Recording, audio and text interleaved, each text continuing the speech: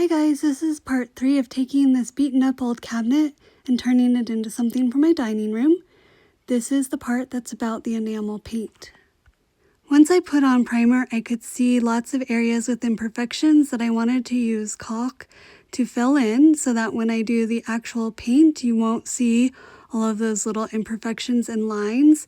There were also some spaces in between the pieces of board that I wanted to fill, and I also wanted to fill where the countertop met the boards as well so that it looks much more seamless and there's no gaps.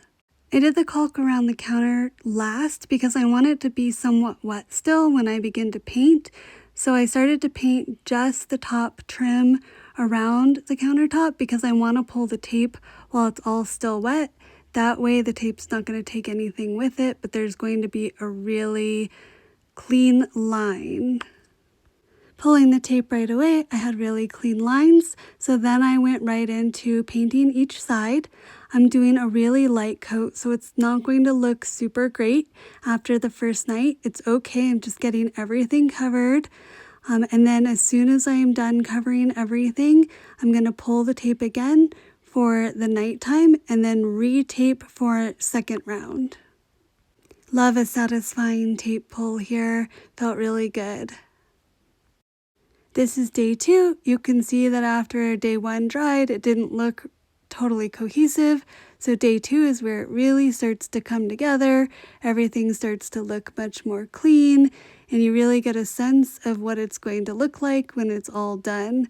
I did exactly 3 rounds. Then I started on the doors.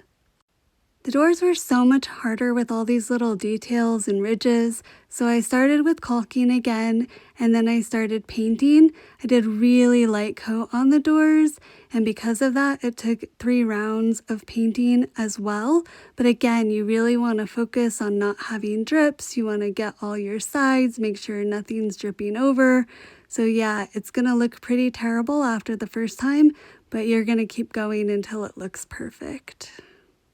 To make sure it was extra smooth, I did use a little Floratol, not sure how to say that, mix it in really well, and then went for round 2 and round 3, making sure I couldn't see any brush strokes or roller strokes.